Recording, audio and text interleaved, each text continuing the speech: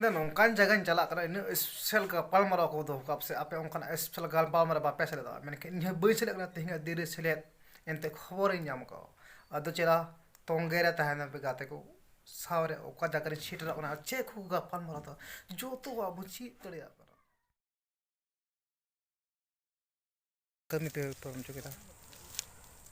नवा दो हुयुग कना भारत जगत संताल पठुआ गावता असम स्टेट कमिटी साउ सेंट्रल कमिटी साउ मंझी मांडवा होते तेज नोड़े दुपड़ू हुई लेन तहें और दुपड़ू रे उद्देश्य दो नवा गे तहें कना जे मंझी मांडवा नुतुम ते मिद जगह दखलेना साइड फॉर बोर्ड बैसवेना जे नोड़े दो मंझी मांडवा मिटन ऑफिस तैयारोआ और ऑफिस तैयार तलाते मंझी को जुमिद काते अब सान्तार सावता जहाँ तराल बसाल हर सान्ठाव बाछाव बिगार बुगी बुड़ी बाछनाव काते सान्तार सावता रे सामांका नोआ उद्देश्य काते के मंझी मांडवा नोडे तैयार अकान से जहाँ हिले खन तैयार अकान नोआ इदी काते के तीन सनम कोठेने रोड़े कनाय जे मंझी मांडवा होते तो सान्तार को जुमी दे नोआ इदी काते आपे नवा को देखते तने कर उनका आपे तलारे जुमी थे पड़ा जुमिद तो नित जहाँ तीन आतोरे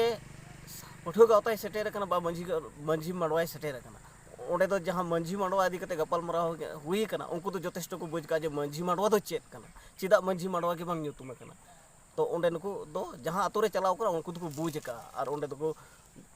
ना रे गाबे ते से रास्ते दो बड़ाया तेन गान आटो टोला पड़ा रे आपे नौका पे ले हिटिंग को जहाँ तो मंझी मांडवा रे मी बार कथा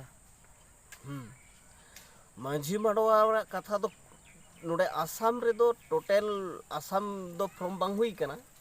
एखन कुचुगा आंचलिक कमिटी के तैयार हुई कना मंझी मांडवा इदी कते और मंझी मांडवा इदी कते एखन जे मांडवा के गठन कान उनका दो जनवरी महीना रिया बा डिसेंबर महीने रिया मुचुत मुचुत ऑक्टो नोडे स्किल डेवलपमेंट प्रोग्राम हो हुई कना और स्किल डेवलपमेंट प्रोग्राम रे जहाँ तीन मंझी को राज को सेटर को ताहे कना उनको को बुझ का जे मंझी मांडवा दो चेक कना उनको को मज ओना स्किल डेवलपमेंट प्रोग्राम रे जहाँ सेटर को ताहे कना उनको कोठेन खन के बुझा